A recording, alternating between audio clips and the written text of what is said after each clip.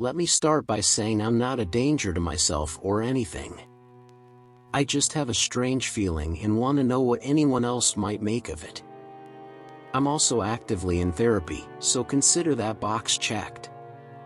I might just be a nutcase, and I'm fully prepared to accept that. For as long as I can remember, I've been acutely aware of my mortality and the impermanence of everything. The fact that we will die one day and most of what we consider valuable won't matter in the end. Cars will break down, buildings will decay, clothes will wear out, and test scores will become irrelevant. This awareness has been with me from a young age and has caused a mix of peace, apathy, gratitude, depression, and anxiety. I always had a feeling I wouldn't live very long, not in a morbid way, just a strange feeling of acceptance. When I was about 11 or 12, I told my grandmother I couldn't see myself living past 16. Trying to imagine my adult life felt like looking into a fuzzy hole. On October 11, 2010, I was hanging out with my best friend at a park near my house in Arizona. I had just adopted a puppy, and we were playing with her. Around 7 p.m., as the sun was setting, we decided to head home. I was 1 block from my house, almost across a crosswalk, when a car hit me at 35 to 45 miles per hour. I was 15 years old. I don't remember much, but I've heard from witnesses that the driver either ran over me, I flew onto the windshield, or was propelled across the street. I had severe road rash, consistent with being dragged. People from the park, including a young woman studying veterinary science and nursing, ran to help. She found no pulse or breathing and concluded I was dead. She tried to comfort my puppy, who passed away at the scene. After about 10 minutes, EMTs arrived. As they prepared to transport me, the woman noticed me trying to lift myself up. She was shocked, as I had been lifeless. At the hospital, they intubated me and discovered a brain bleed, skull fractures, and a fractured pelvis. They stabilized me enough to transport to a larger hospital in another city. Spoiler alert, I survived. At the larger hospital, a surgeon halted the planned procedure to drain the brain bleed after seeing my face, sensing the bleed was gone. A CT scan confirmed it. They instead focused on my pelvis, inserting 2 long screws. I was in a coma for a few days. My first lucid memory was waking in the hospital and asking why my butt hurt. My mom explained about the screws, and I joked about being the bionic woman before passing out again. I healed at an astonishing rate, surprising everyone.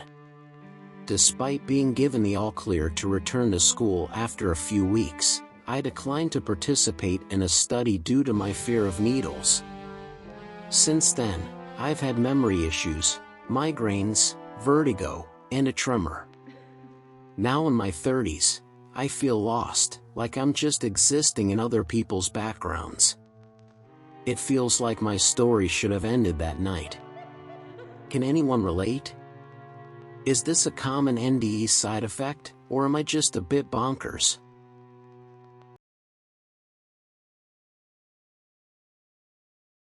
My mom, her roommate, and I lived in a house for a few years.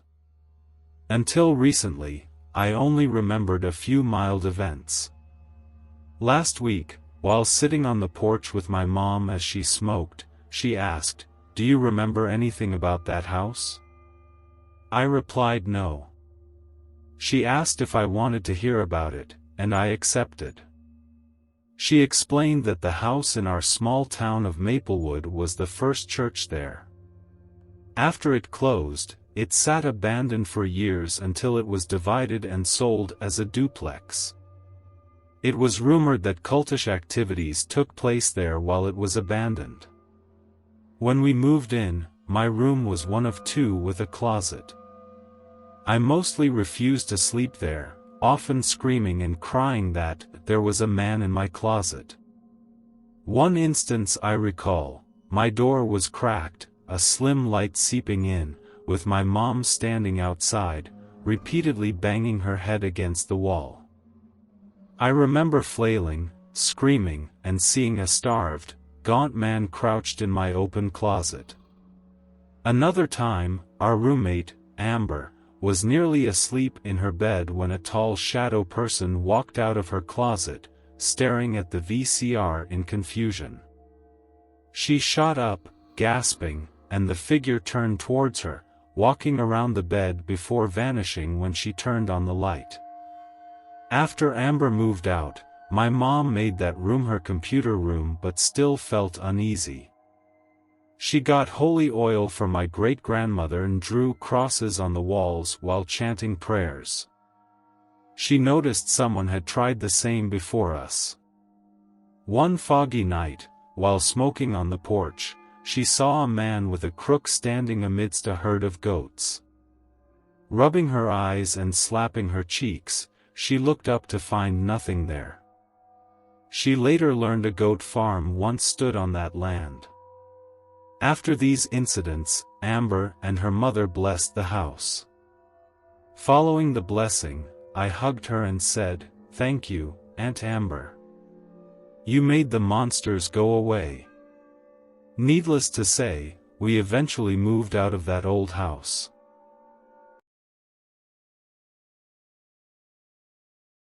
A few years back in 2020, my friend Ethan and I ventured into a remote part of a forest near his house in Washington. The area was called Silverwood Grove.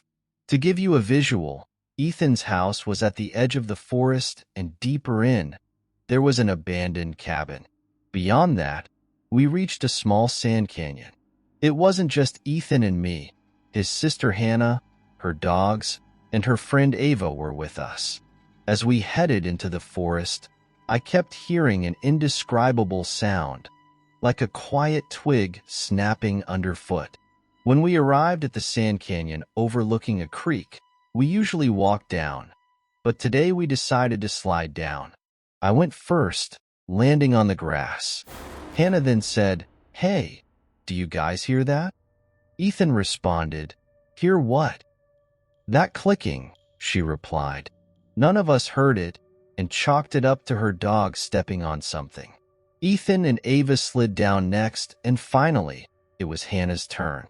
As she sat down, we all heard it, 4 human-like clicks. The dogs immediately started barking at something in the tree line. In one motion, we all sprinted up the hill and headed straight for the house. We didn't hear anyone following us, which made me wonder about those clicks. Once back at Ethan's house, we discussed the incident. Everyone else dismissed it as something trivial, but I knew what I heard. After dinner, we decided to sleep on Ethan's trampoline, which was next to the forest.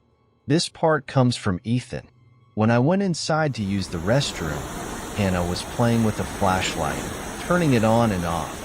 She felt like the clicks were syncing with the light. She stopped for a moment. Click, click, click. My friends didn't waste any time and ran inside. I was about to put on my shoes when they all rushed in, telling me about the clicks they heard. We decided to sleep inside instead. Later that night, as I was half asleep, I heard it again. Click, click, click. I thought Ethan was joking and asked him about it the next morning. They were all confused and said they were asleep. Then I remembered we never shut the window that night. Ethan and I grew apart after 2021. I've only been back to his house and that forest once, and I never heard the clicks again.